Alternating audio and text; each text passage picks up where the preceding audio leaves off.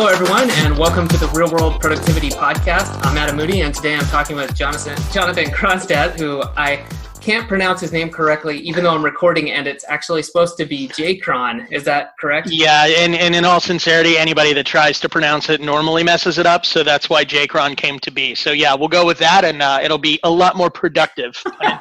Outstanding. You know, I couldn't have planned this better if I'd tried to mispronounce that. But you are the president of the all-in-one online business platform, Kajabi, and he's here to talk about his background and experience, along with the use of automation, team building in today's world, and how it can help you whether you're on your own, leading a large team, whatever it is you're up to. So with that, let's get going. First of all, welcome, JCron. Appreciate you showing up today. Thanks so much, Adam. Great to be here. Well, let's just jump right into it. First question is really just about you and your background. Do you mind sharing a little bit about yourself in terms of background, where you're coming from, experience, things like that? No, not at all. I always like to laugh and say that God watches out for fools and little children, and I like to think of myself as a bit of both. So my career has really been a fairly serendipitous adventure through this digital marketing world over the course of the last decade. I've had the pleasure of working and leading with some of the most amazing organizations out there, from, Chet Holmes, Tony Robbins, Traffic Geyser, Glazer Kennedy, Inner Circle, Digital Marketer, Success Magazine, and now have been at Kajabi as president for the last 3 years. So it's really been a wide array of everything from business development, marketing, executive leadership, everything along the way.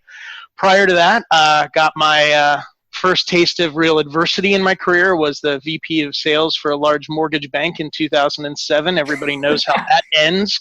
And that's what allowed me to rise like a phoenix from the ashes in the digital marketing world, which is not at all how it happened. It was actually quite accidental, but I guess success really looks cleaner in reverse. Oh my gosh.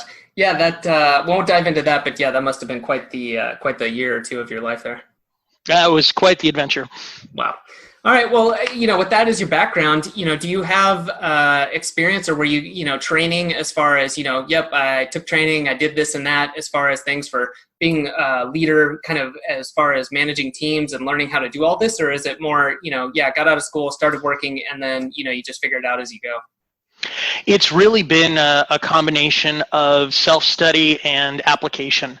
My degree, I almost can't even remember what my degree was in. I think it was in business administration out of a very small Lutheran college, but no classes on leadership, management philosophy, or anything that I use today. I mean, I'd be hard-pressed to tell you what classes I had or what was taught in them. So very much a combination of rigorous self-study, massive investments on my own part in books and resources and everything imaginable related to my desired goals, and then combined with an extended period of time applying it.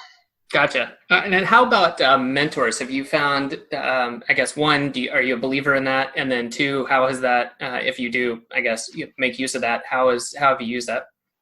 Huge believer in it. I've had quite a few mentors over the course of my career. One of the most instrumental was probably Joe Polish.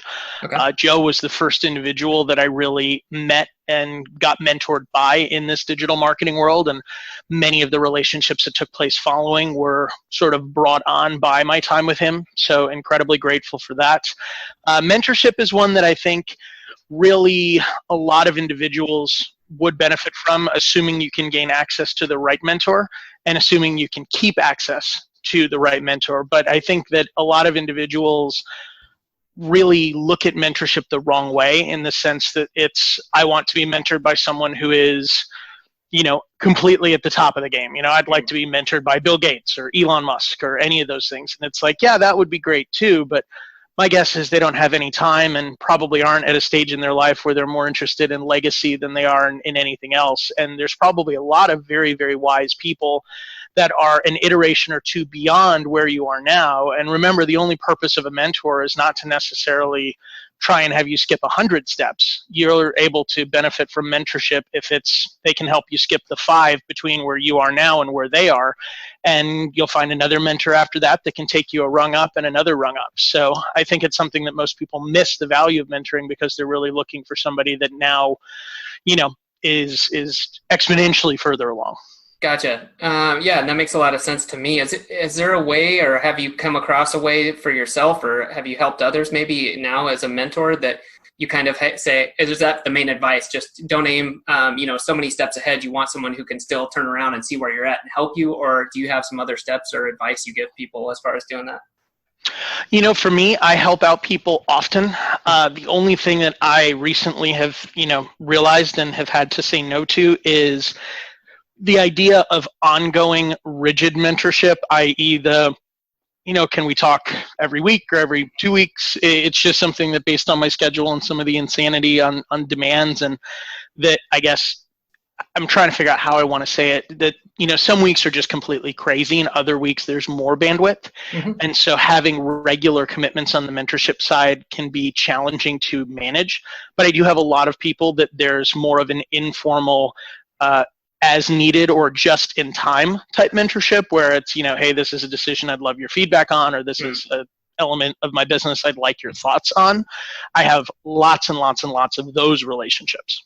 Gotcha. Okay, and that makes a lot of sense. Yeah, going after something specific instead of, like you're saying, an ongoing relationship. So if someone was going to do this too, something I've heard a lot is that, if you're going to approach a mentor, or you have someone out there and you're not already, connected in a friendship sort of way, that you should approach them. And of course, consider, that you're asking for their time, you're asking for their input, try to bring something to the table. Or do you find that you're connecting with people and mentoring people who are you already have a relationship? Or do you ever kind of do anything out of the blue where someone approaches you and say, hey, for reasons X, Y, and Z, I'd really like to talk to you. Here's why I think it would be helpful or beneficial? It depends on when they catch me. If they catch me at a time where I've got all of the time, I would never not help somebody if I have the time and the bandwidth. But it certainly is something that I think people oftentimes approach a mentor without a real understanding of the true depth of what you're asking for. That, especially if you're looking to be mentored by somebody who's more successful than you are presently, the value of time far exceeds the value of anything else. That, it would be easier for me to give someone $100 than it would be for me to give them an hour of my time. Mm-hmm. And so it's one of those things that I think individuals that value time, that value money more than time because of the stage in life they're at, they view the time element with a different lens than someone whose time is far more valuable than money. Mm-hmm. And so it's sort of like, oh, well, why can't you just give me your time? It's like, no, you don't understand. That's the most valuable commodity I have, and I don't have very much of it. Yeah. It's just a very different approach. So I do think you keyed into it very well. If you're looking to have a mentor, you really want to find a tangible way to add value and impact them so that they're thinking, wow, I really want to repay you for this. How can I do so? Not, do I have time to handle this, random request that I wasn't planning on.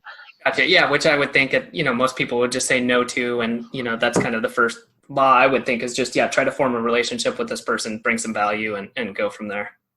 Correct. Cool. Well, switching gears a little bit, I'm curious, and I enjoy this, and I like asking people about this who do different things or at different stages. What's your normal routine look like? What do you do? Do you have a morning routine? Do you have something that you do daily? I'm just interested in how you approach that as far as, making sure you get your day started and how you help run the business. Well, a couple of different things. I've experimented with lots of different routines, lots of different productivity systems. I'm definitely a productivity systems junkie in a lot of ways. And the thing that I've really, really found that helps more than anything else is prioritizing. Mm-hmm. And for me, that really begins with my big commitment this year is that I exercise every morning. I've had to move that to be the very first thing I do in the morning, because if it doesn't happen first thing, it just doesn't happen. Yep. I've tried I'll go at lunch. I've tried I'll go after work. That only never happens. And I have found that for me is what I guess, and I forget which author, if it was Charles Duhigg or whoever, called it a keystone habit.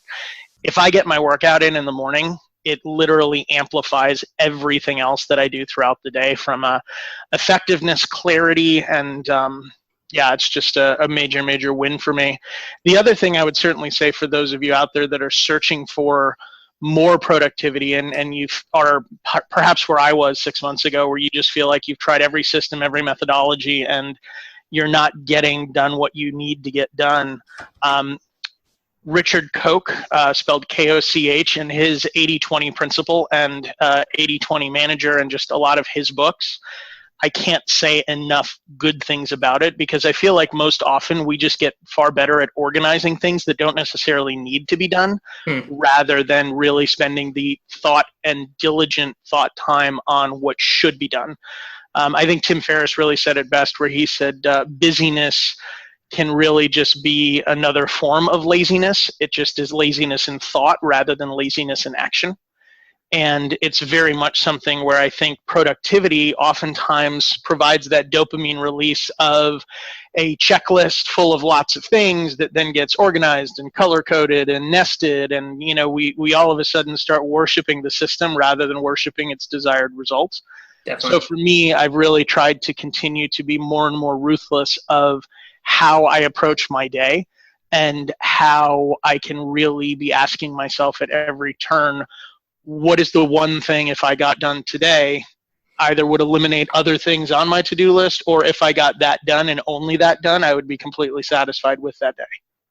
Gotcha. That makes a lot of sense. And I'll definitely be coming back to the book part of that. This will come up again. But something you mentioned too about being ruthless, and it makes me wonder, have you gotten better, or is saying no something you ever had to work on? I find that a lot of people, that's a learned skill as opposed to something kind of innate. We're used to saying yes. We want to help people. We want to do what we can. But at a certain point, I've found, and the people I talk to about this, a lot of people feel learning to say no is hugely powerful in terms of productivity, and doing less means you really usually get more done.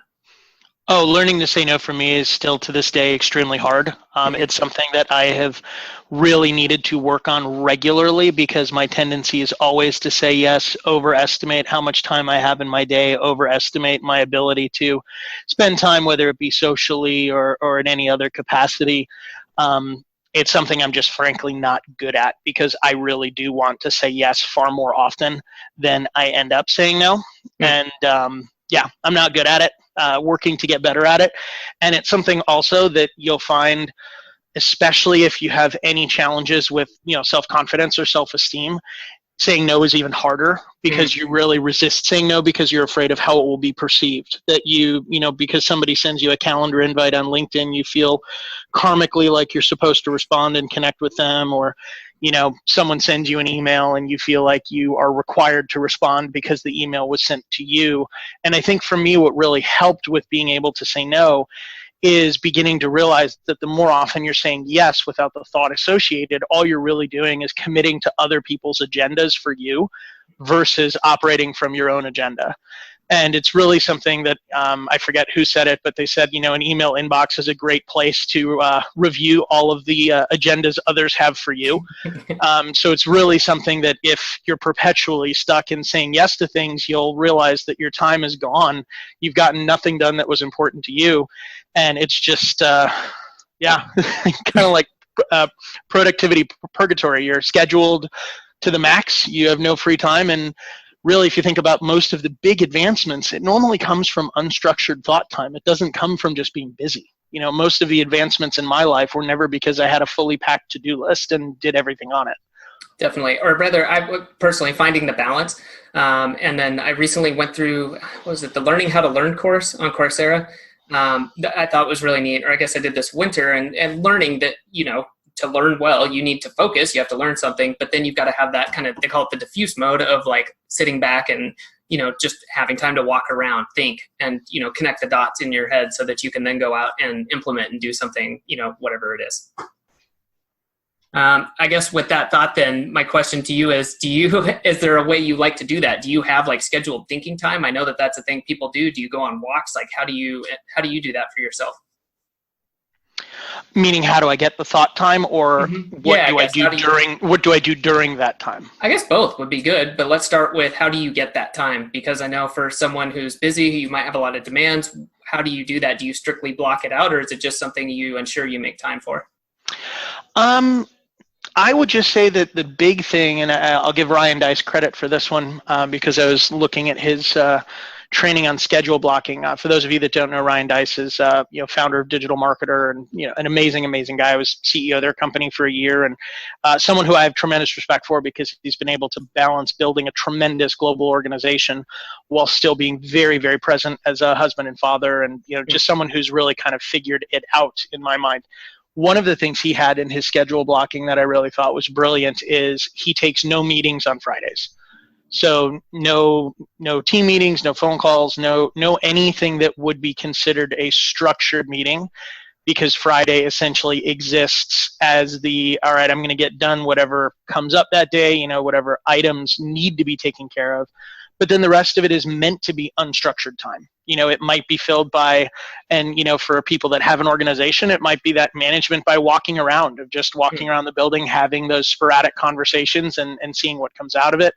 If you're a solopreneur, this might be the time where you really just begin to sit down, ponder, explore, and think through all of the ways that you can grow and adjust the business rather than it would be the time to work on the business rather than in the business, to use the Michael Gerber time delineation. But really having it be purposeful and on the calendar. And I mean, now that doesn't mean that Friday is empty on my calendar. Friday is just blocked off by a giant block of time, and my assistant knows to never schedule anything on Friday without checking with me first.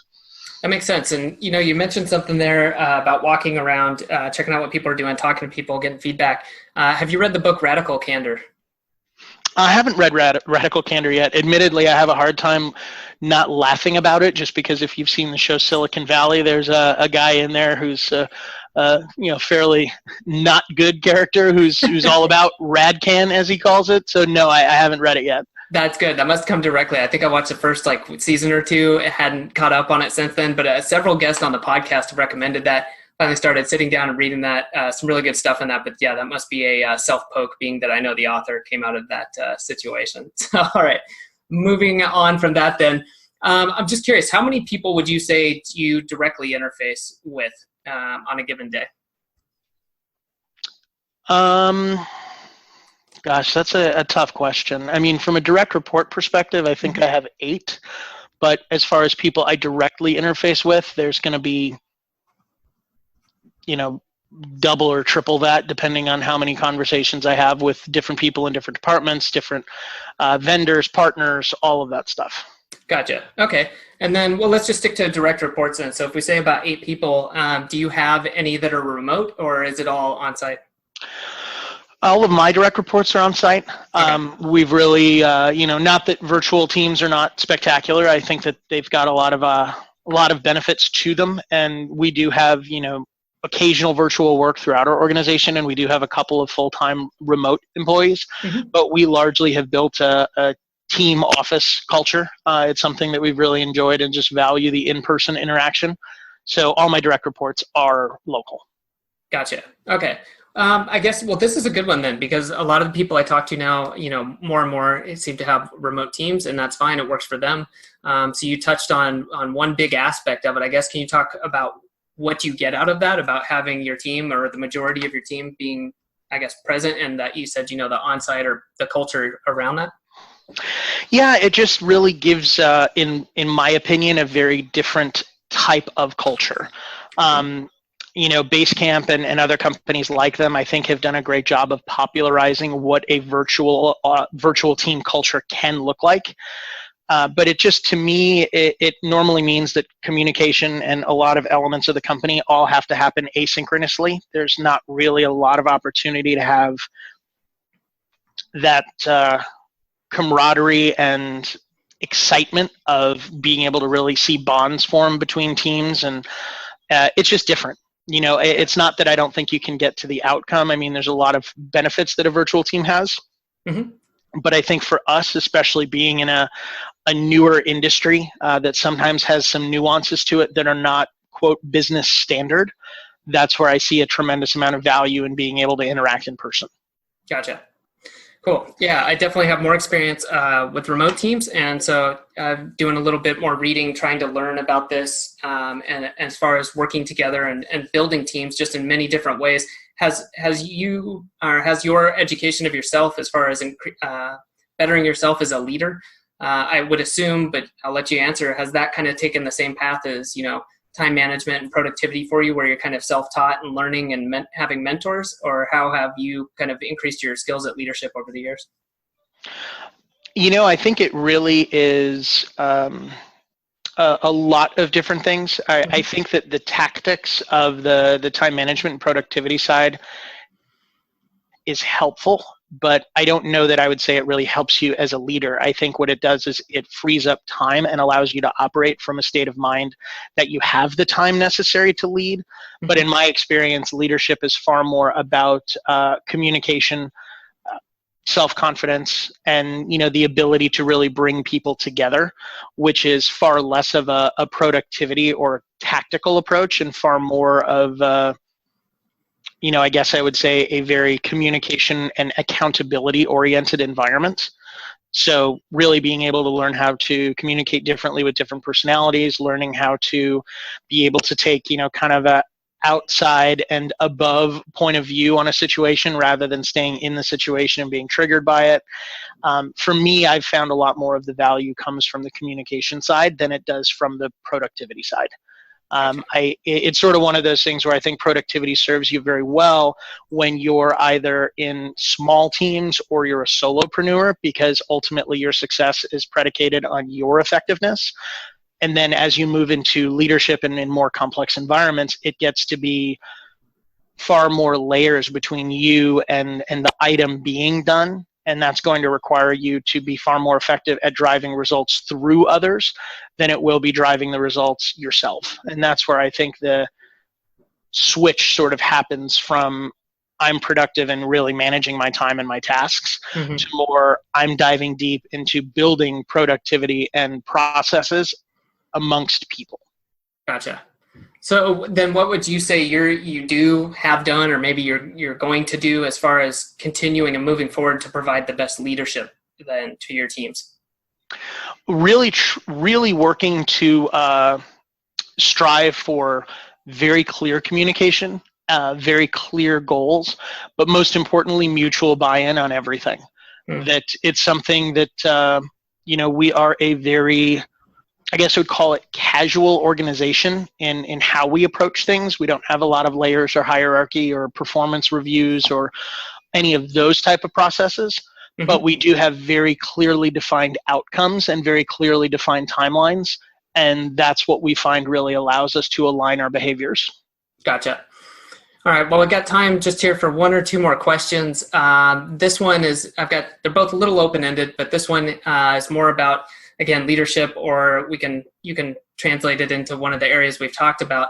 But if you were to talk back to yourself as a VP of business development 10 years ago, what would be something you would want to tell him in terms of whether it's personal productivity, it's leadership, or anything like that?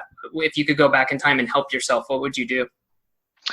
I would say the Warren Buffett quote of the difference between successful and really successful people is really successful people say no to almost everything. And that's the wisdom that I would really try to impart, because I feel like I probably could have made bigger strides faster had I not believed that all activity was equal and that I was a bit more judicious in the activities that I chose. That being said, there are seasons for everything. So I think it's something that there are seasons where saying yes to lots and lots of things, if you're in an exploratory season, can be very, very helpful. But that once you've selected a path, I think saying no far more often will serve you better. Great. I love that. I'm definitely going to add that to the show notes. That's a great quote, and I like that way of looking at it. Thanks. So last question, and this can be the same thing that you mentioned earlier, but what book do you find yourself right now recommending the most or telling people about the most? I would say from an organizational perspective, the book that we have fallen in love with and really proselytized for is a book called Powerful by Patty McCord. She was the chief talent officer of Netflix. And it's really how they were able to build their culture in Silicon Valley, which is the most notoriously challenging talent pool on the planet. So that's an amazing book on the organizational side. And then I would say from an enjoyment side and a life point of view side, I would say Edward Thorp's Man for All Markets is truly incredible. It's just a retrospective written by him, read by him of, his life in professional gambling and Wall Street and science, and just interesting as hell. Awesome. Well, thank you. And those will definitely be in the show notes for everyone to take a look at. And I'll probably be looking at those. I have not read either of those. So thank you, JCron, for a great interview. I know myself and everyone else has gotten a lot out of all of this info, and really appreciate you taking the time. So where should people go to find out more about you or what you're working on? Check us out, kajabi.com, kajabi.com. We've got a lot of amazing things going on. If you're considering entrepreneurship online, we've got a great 28-day challenge which doubles your free trial, and we'll teach you how to create, produce, market, and sell your very first digital information product in less than 28 days. So you can actually be in business and profiting before your subscription ever comes due. It's an email coaching program that we're pretty proud of and a heck of a lot of fun.